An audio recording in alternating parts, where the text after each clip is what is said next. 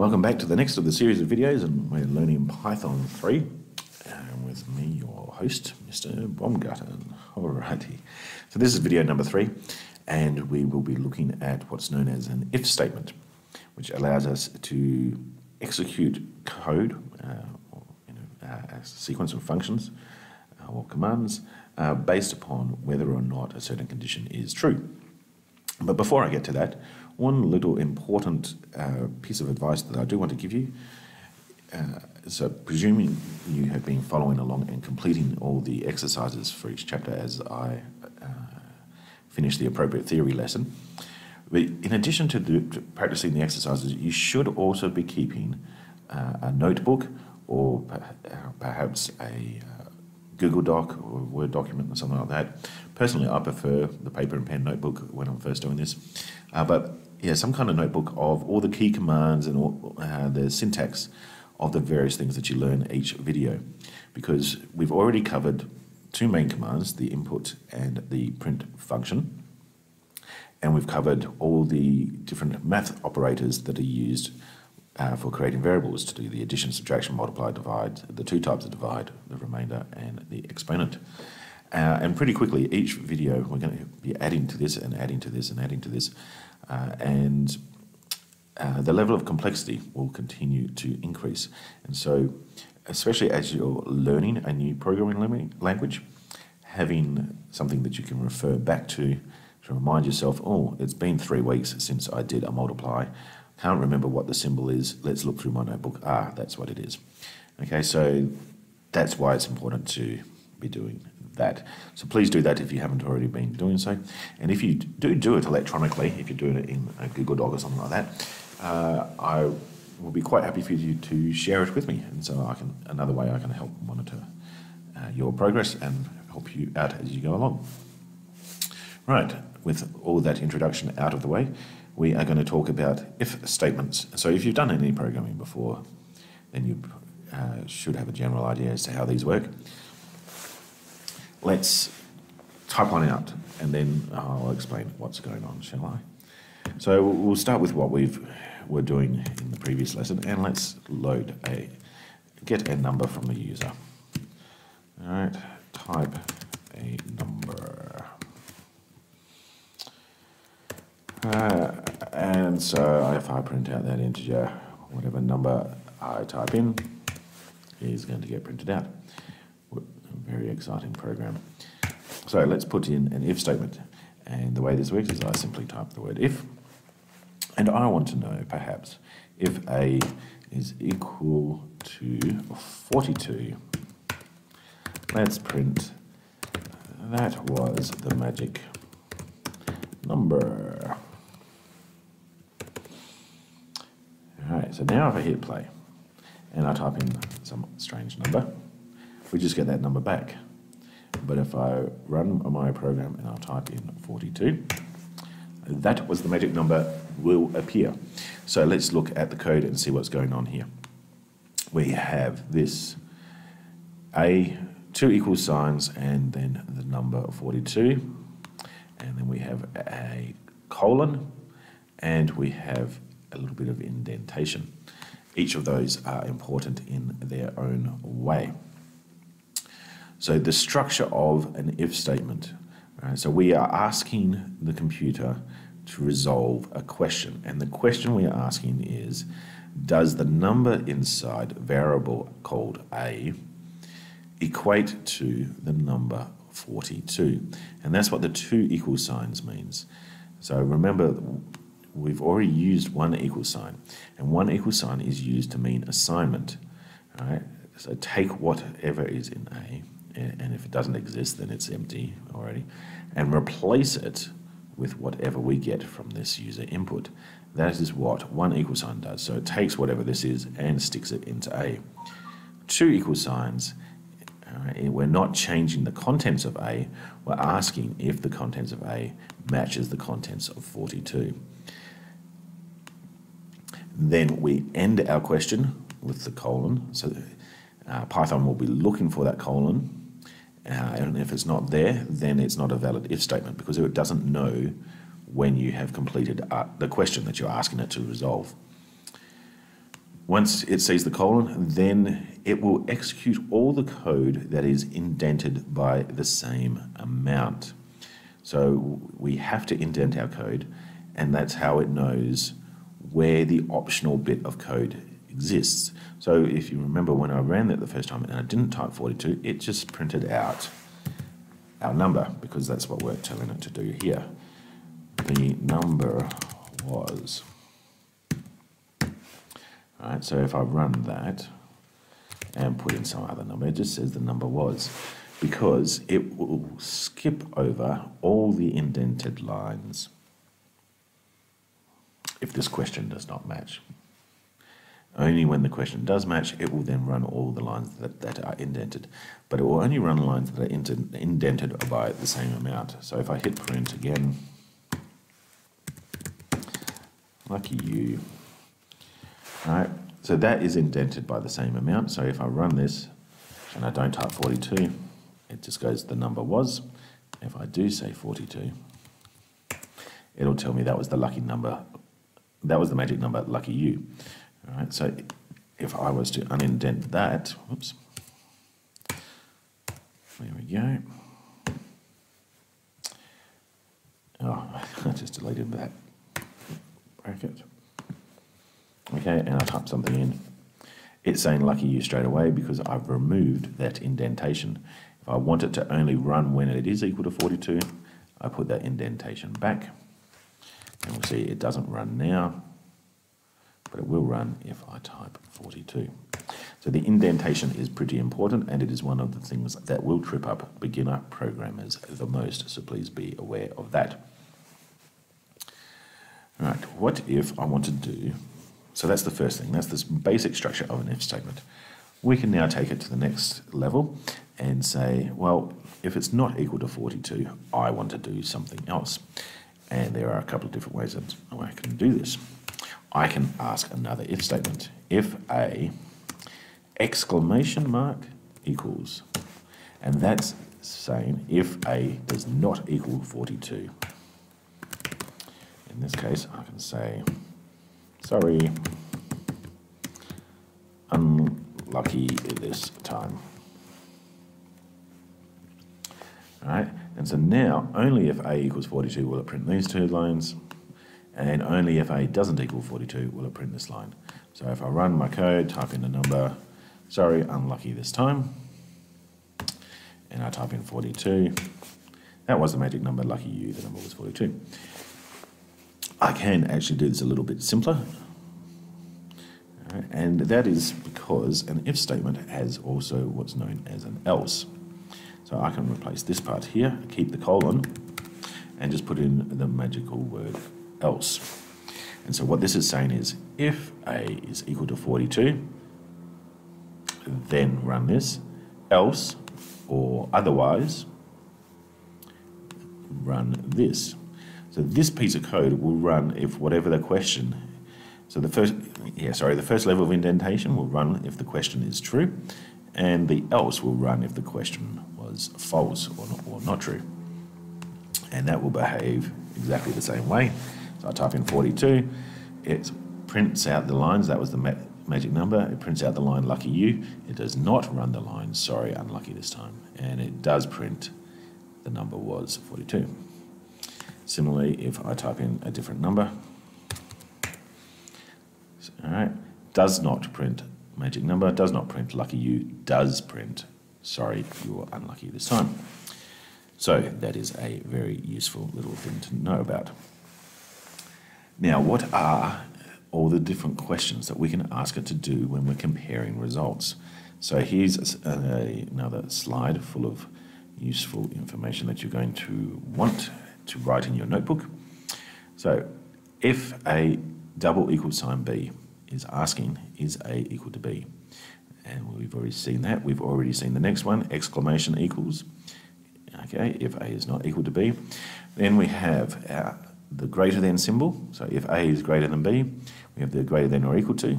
If A greater than or equal to B, we have less than or equal to. And we can even ask multiple questions at the same time using the keywords and or.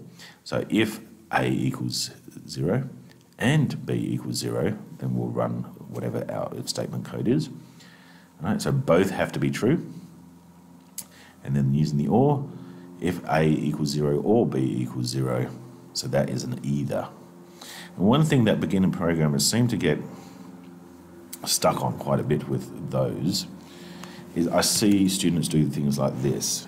If A or B equals 0. That is not valid. That will not work. All right. Each individual question has to be complete in its own right. So I can say, so this part is valid, but the A here has to have its own complete question. So that's an important little gotcha to be aware of. So let's see some of this in action.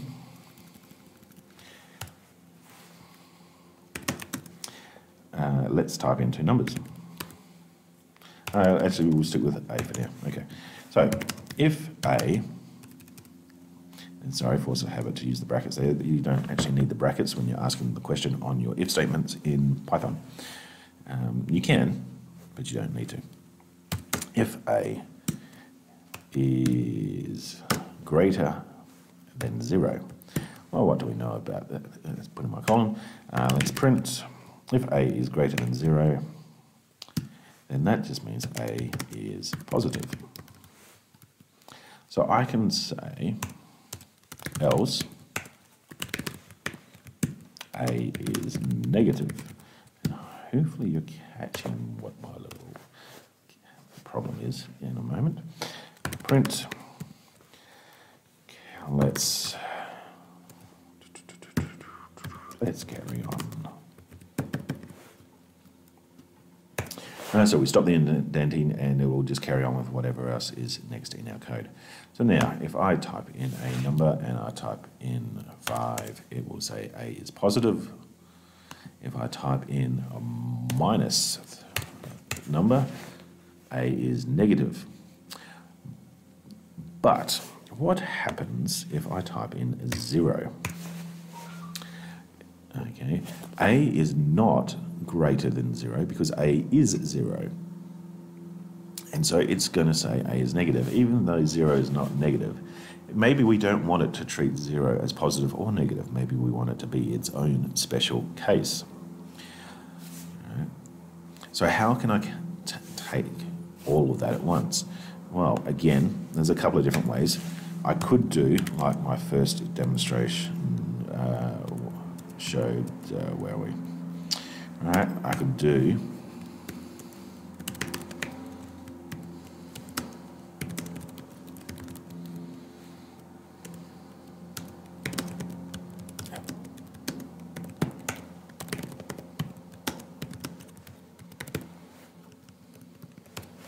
right, this should behave as I expect. If A is bigger than 0, we can say A is positive. If A is less than 0, we're going to say A is negative. If it's equal to 0, we're going to say A is 0.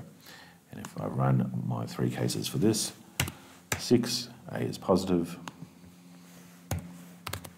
negative 23, A is negative, and 0, A is 0. Fantastic. But I can put it all into one if statement. So let me just quickly illustrate how I can do that. If A is greater than 0,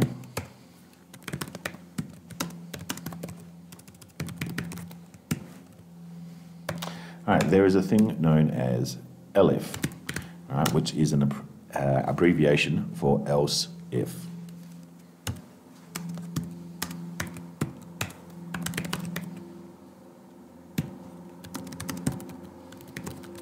Right, so you might be looking at this and thinking, well, what's the point of, one way over the other? And to be honest, you can use whichever way you are most comfortable with, okay? I just want you to get a grips with what's going on with Python and start feeling comfortable with having a go. Python 3 is great fun. All right, a little corny, but hey. So the second thing I'm doing here is if A is greater than 0, A is positive. If else, so otherwise, if A is less than 0, we're saying A is negative. Else or otherwise, if all of the above, none of them have come true yet, then we're going to just print out A is 0. And you'll see that both of these will behave exactly the same way. A is positive appears both times. A is negative appears both times. And A is 0 appears both times. So just a couple of different ways that something can be done. Right, how much more do I have to show you on ifs and else ifs and everything else? Just one little thing I will show you illustrating the importance of keeping your indentation correct. And that is if you happen to put an if statement inside of another if statement, which is perfectly valid code, and you can easily find yourself in the situation where you might have multiple levels of indentation going on. So in this case, I'm going to ask for a second number. Let's just say type B. Right, so if I was to say if A is greater than 0, I could then ask if B is greater than 0, print both A and B greater, or let's just say are positive.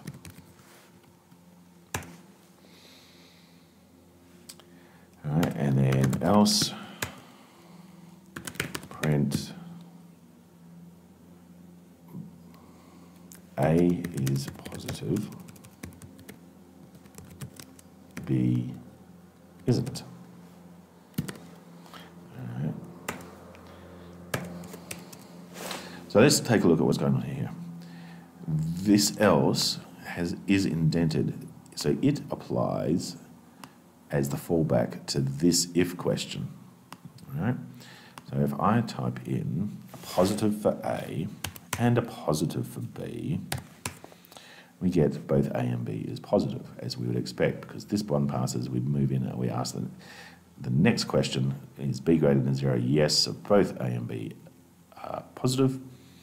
If I type in A as a positive number and B as a negative number,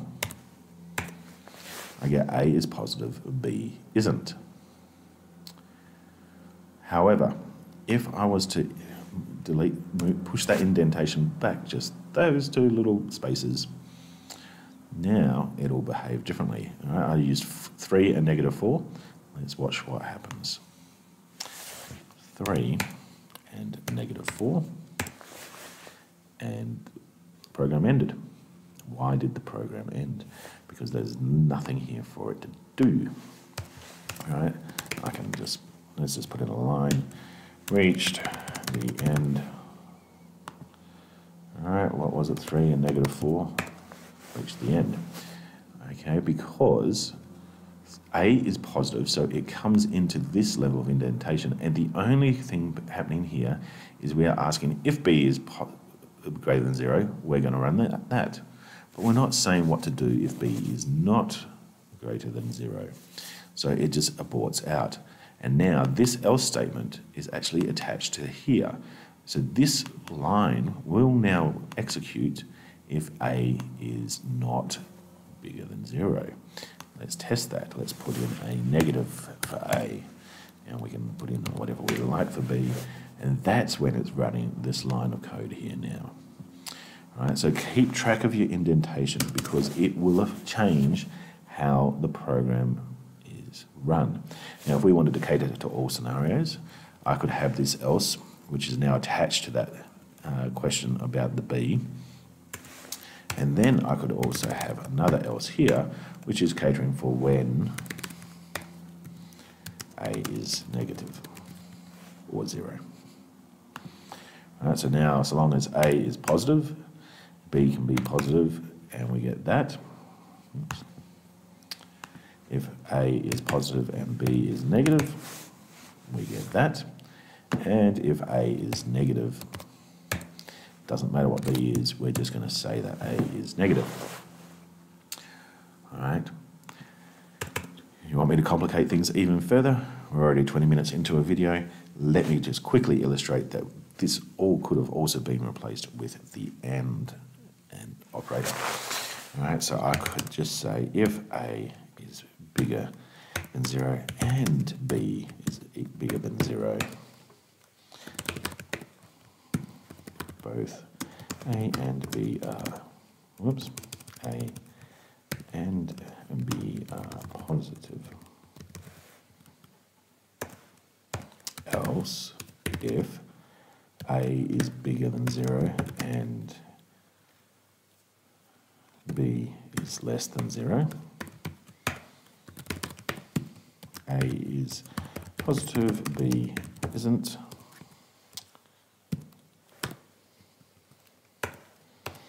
Else, if A is less than 0, print A is negative. And that is exactly the same thing and will behave exactly the same way. So let's just print the real end is here. All right. Put in a positive number for A. Put in a positive number for B. All right, both A and B are positive. Positive for A, negative for B. A is positive, B isn't. Negative for A. It doesn't matter what we put in for B, although it does have to be a number. All right, A is negative. Okay, so once again, different ways that the same thing could be done. You are perfectly welcome to use whichever you are most comfortable with.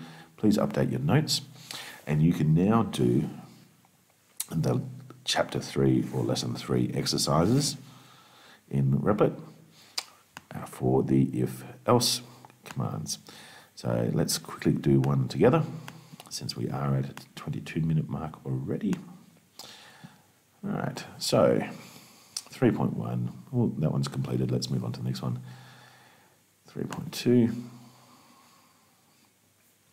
Given the two integers, print the least of them. So 2 inputs, 1 output. So 3 is smaller than 7, so we're going to print out the 3. So let's. All right, so A is going to be an integer. B is going to be an integer. If A is smaller than or less than B, then we're going to print A. Else, we're going to print B, because B would be smaller than the A. All right, and if I run that, using its example, 3 and 7, it prints out the 3. Let's run the automated tests, and they all pass. Just as well, I know what I'm doing. And I click submit, and it will send me an email to let me know that I have completed that exercise, as it will do for you. So all the best with those exercises. Have fun carrying on coding Python 3, and I will see you next time. This is Mr. Baumgarten signing off.